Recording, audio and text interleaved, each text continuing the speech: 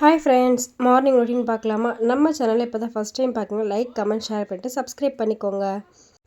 Morning எழுத உடனே first விண்டோஸ்லாம் open பண்ணி விட்டுட்டு நான் எப்போவுமே ஒரு 2 ஊதுவத்தி ஏற்றிடுவேன். அப்போ தான் நம்மளுக்குமே ஃப்ரெஷ்ஷாக ஃபீல் ஆகும், வேலையுமே டக்கு டக்கு டக்குன்னு நடக்கும். அப்புறமா காலையில் நம்ம செய்கிறதுக்கு தேவையான பொருளாக ஃப்ரிட்ஜிலேருந்து எடுத்துகிட்டு வந்துடலாம். நான் எப்போவுமே நைட்டே ப்ரிப்பேர் பண்ணி வச்சுருவேன். அப்போ தான் மார்னிங் எழுந்து நம்ம செய்கிறதுக்கு ஈஸியாக இருக்கும். ஸ்நாக்ஸ்க்கு இன்றைக்கி நான் வேர்க்கடலை தான் எடுத்திருக்கேன். நைட்டே உரிச்சு பாக்ஸில் போட்டு ஃப்ரிட்ஜில் வச்சாச்சு. நெக்ஸ்ட்டு அரிசி எடுத்து ஊற வச்சுக்கலாம். நான் எப்போவுமே வடித்து தான் பசங்களுக்கு சாப்பாடு கட்டுவேன். குக்கர் மெத்தட் எனக்கு சுத்தமாக செட் ஆகாது. நான் எப்படி அது பிளான் பண்ணி மெஷர்மெண்ட் போட்டு கரெக்டாக தண்ணி வச்சாலும் ஒன்று வேகவே வேகாது, இல்லையா கூலாகிடும். அது கரெக்ட் டைமில் தான் என்னை சொதப்போம். அதனால் எதுக்கு தேவையில்லாத வேலை, நான் வடித்து சாப்பாடு கட்டிடுவேன். இந்த மாதிரி உப்பு போட்டு நம்ம ஊற வச்சு ஏற்றினோன்னா கொஞ்சம் சீக்கிரமாக வேகிற மாதிரி இருக்கும். இன்னொன்று அரிசி கொஞ்சம் நல்லா உதிரியாக வரும். அதுக்காக தான் நான் எப்போவுமே ஊற வச்சு தான் ஏற்றுவேன். ஒரு தட்டு போட்டு சைடில் நம்ம மூடி வச்சுக்கலாம். நெக்ஸ்ட்டு பசங்களுக்கு பால் வச்சுருவோம். அப்படியே நம்மளுமே ஒரு கப்பு காஃபியோ இல்லை பூஸ்டோ ஹார்லிக்ஸ் ஏதாச்சும் ஒன்று குடிச்சிட்டு வேலை செஞ்சால் தான் அந்த தூக்கத்துலேருந்தே வெளியே வர மாதிரி எனக்கு ஃபீல் ஆகும்.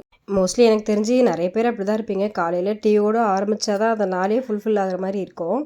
அப்புறமா வேர்க்கடலை எடுத்து வச்சுருந்தோம் இல்லையா, அதை அவிக்கிறதுக்காக ஸ்டீமரில் தண்ணி பிடிச்சி கேஸில் வச்சிடலாம்.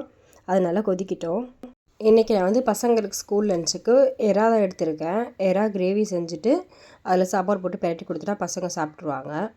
எறா கொஞ்சமாக இருக்கிறதுனால நான் இன்றைக்கி கம்மியாக தான் செய்ய போகிறேன். 2 வெங்காயம் 1 தக்காளி எடுத்து வச்சுருக்கிறேன். நம்ம ஸ்டீம் பண்ணுறதுக்காக வச்சுருந்த தண்ணியும் கொதிச்சிருச்சு. அதுக்கப்புறம் எடுத்து வச்சுருந்த வேர்க்கடலையெல்லாம் போட்டு தட்டு போட்டு மூடி வச்சது ஒரு 5 நிமிஷம் இருந்தால் வெந்துடும்.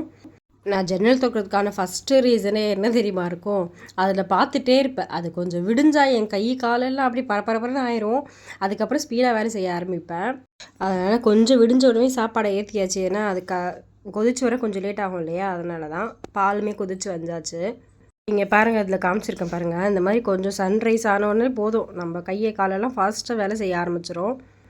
ஃபஸ்ட்டு நம்ம ஏதாச்சும் கொஞ்சம் நம்ம வயிற்றுக்குள்ளே போட்டால் தான் வேலை செய்ய முடியும். காலையில் இஞ்சி போட்டு டீ குடித்தா நல்லா இருக்கும் தான், ஆனால் எனக்கு டைம் இல்லை. அதனால் கொஞ்சமாக ஹார்லிக்ஸ் குடிச்சிட்டு வேணால் பசங்களை ஸ்கூலுக்கு அனுப்பிச்சிட்டு நான் டீ குடிச்சுப்பேன். உண்மையாக சொல்லணும்னா நான் இந்த கலந்து வச்ச ஹார்லிக்ஸே பசங்களை ஸ்கூலுக்கு அனுப்பிச்சிட்டு தாங்க குடித்தேன். அதை கலந்து வச்சது மட்டும் தான் எனக்கு ஞாபகம் இருக்குது. அதுக்கப்புறம் நான் அதை குடிக்கவே இல்லை. அவசரத்தில் துணியை வச்சு பால் சட்டி எடுக்காமல் இடுக்கிலே தூக்கிட்டேன், சிந்திருச்சு. அது தேவையில்லாத வேலை எதுக்குன்னு அப்புறம் நான் கிளாஸ்லேயே எடுத்து போட்டுட்டேன். சைட் பை சைட் நம்ம எறா கிரேவியும் செய்ய ஆரம்பிச்சிடலாம். டைம் ஆயிடுச்சு. அதுக்கு சாப்பாடு எடுத்து பின்னாடி இருக்கிற கேஸில் வச்சுட்டு ஃப்ரண்ட்டில் இருக்கிற கேஸில் நம்ம பேன் எடுத்து ஹீட் பண்ண வச்சிடலாம். நம்ம வேக வச்சுருந்த வேர்க்கடலையும் வந்துருச்சு, அதையும் எடுத்து ஒரு ஓரமாக வச்சிடலாம். பேன் ஹீட் ஆனதும் அதில் ஒரு 2 டேபிள் ஸ்பூன் ஆயில் சேர்த்துக்கலாம். ஆயில் ஹீட் ஆனதும் நம்ம கட் பண்ணி வச்சுருக்கிற வெங்காயம் சேர்த்து நல்லா வதக்கிக்கலாம். வெங்காயம் வதக்கும் போதே நீங்கள் சால்ட்டு சேர்த்து வதக்கிங்கன்னா சீக்கிரமாக வதங்கி வரும். சால்ட்டு சேர்த்ததுக்கு அப்புறமா நம்ம வெங்காயத்தை ஒரு 2 தடவை நல்லா கிளறி விட்டுக்கலாம். பின்னாடி சாதம் வச்சுருந்தோம் இல்லையா, அதுவுமே நல்லா கொதிச்சு வந்துச்சு. சாதம் நம்ம ஏற்றிட்டு அப்படியே விட்டோம்னா ஒரு மாதிரி அமுந்தி போயிடும். அதனால் 2 கிளறி விட்டுக்கலாம். பசங்களுக்கு இன்றைக்கி காலையில் சாப்பிட்றதுக்கு தோசை தான். எறா கிரேவி இருக்கு இல்லையா, அதை தொட்டு ஊட்டி விட்டுருவேன். சப்போஸ் நம்ம தோசை இல்லை அப்புறம் பசங்க டிஃபனே சாப்பிட மாட்டாங்க. அது என்னமோ காலையில் தோசை மட்டும் தான் அவங்க சாப்பிட்றாங்க. இட்லியுமே நான் ட்ரை பண்ணிட்டேன், இட்லி சாப்பிட மாட்டாங்க, இல்லைனா சாப்பிடாம போயிடுறாங்க. அதுக்காக தான். வெங்காயம் நல்லா இந்த மாதிரி வதங்கி வந்ததும் நம்ம இஞ்சி பூண்டு பேஸ்ட்டு சேர்த்துக்கலாம். நம்ம சேர்த்த இஞ்சி பூண்டு நல்லா வதங்கி வந்ததுக்கப்புறமா நம்ம கழுவி வச்சுருக்கிற எறாவும் சேர்த்துக்கலாம். நான் எப்போவுமே வெங்காயத்தில் தான் சேர்ப்பேன்.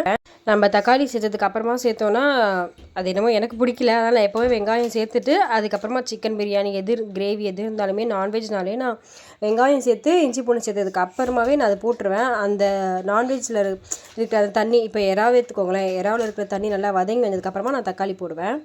தோசை சுடுறதுக்காக நான் தவா வச்சுருந்தேன், அதுவுமே நல்லா ஹீட் ஆயிடுச்சு. அதுக்கப்புறம் பசங்களுக்கு நம்ம தோசை சுட்டு கொடுத்துக்கலாம். சாதமும் நல்லா வெந்து தண்ணியெல்லாம் சுண்டி வந்துடுச்சு. சாதத்தை வெடிச்சிட்டு தோசை எடுத்து பசங்களுக்கு நம்ம கொடுத்துடலாம். அப்படியே இந்த சைடு வந்தோன்னா நம்ம தக்காளி வதங்கிறதுக்காக மூடி வச்சுருந்தோம் இல்லையா, தக்காளியுமே நல்லா வதங்கி வந்துடுச்சு. தக்காளி வதங்கினா நீங்கள் ஒன்றுமே பண்ண தேவையில்ல. தக்காளியை போட்டு 2 தடவை வதக்கிட்டு ஒரு தட்டை போட்டு நல்லா டைட்டாக மூடி வச்சிட்டோன்னா நல்லா வதங்கி வந்துடும். இப்போ நம்ம அதில் சேர்க்கறதுக்கான ஸ்பைசஸ்லாம் எடுத்துக்கலாம். மஞ்சத்தூள், காரத்தூள், அப்புறம் வீட்டில் அரைச்ச குழம்பு மிளகாத்தூள். மஞ்சத்தூள் ஒரு 1/4 ஸ்பூன் சேர்த்துக்கலாம். சேர்த்துட்டு நல்லா வதக்கி விட்டுட்டு, காரத்தூள் பசங்க சாப்பிட்றதுனால ரொம்ப காரம் நான் சேர்க்க மாட்டேன். அவங்களுக்காக தானே இது செய்கிறது, கொஞ்சமாக தான் நான் செய்கிறேன். அவங்கள்ட்ட வீடியோவில் குழம்பு மிளகாத்தூள் சொன்னேன், ஆனால் எடுக்க மறந்துட்டேன். அதுக்கப்புறம் கேஸ் சிம்மில் வச்சுட்டு சீக்கிரம் குழம்பு மிளகாத்தூள் தான், அதுலேயே ஒரு 1/4 ஸ்பூன் சேர்த்தாச்சு. குழம்பு மிளகாத்தூள் நம்ம சேர்த்துட்டு அப்புறம் கேஸ் சிம்மில் தான் வைக்கிறோம், ஏன்னா டக்குன்னு தீஞ்சிரும். நம்ம எறா வந்து வெங்காயத்தில் சேர்த்ததுனால வெந்துட்டுருக்கோம் நல்லா. இப்போ மசாலா பச்சை வாசனை போகிறதுக்காக மட்டும் ஒரு 1/2 கிளாஸ் தண்ணி ஊற்றி அந்த லிட்டு போட்டு மூடி வச்சிடலாம். ஒரு 5 நிமிஷம் நல்லா கொதிச்சுட்டு நம்ம சேர்த்த தண்ணியெலாம் வற்றி வரட்டும். இந்த சைடில் நம்ம பசங்களுக்கு சாப்பாடு தொட்டு சாப்பிட்றதுக்கு கலர் அப்பளம் தான் இன்றைக்கி கொடுத்து அனுப்ப போகிறேன். இங்கே பாருங்கள் 5 நிமிஷத்துக்கு அப்புறம் நான் திறந்து பார்த்துருக்கேன். எப்படி எண்ணெய்லாம் தனியாக பிரிஞ்சு வந்திருக்கு பாருங்கள். போதும். இதுக்கப்புறம் சுண்டு வச்சா ரொம்ப கட்டி ஆயிரும் தொக்கு மாதிரி. அப்புறம் சாப்பாடில் கிளற முடியாது. இந்த ஸ்டேஜில் ஆஃப் பண்ணி எடுத்து வச்சிடலாம்.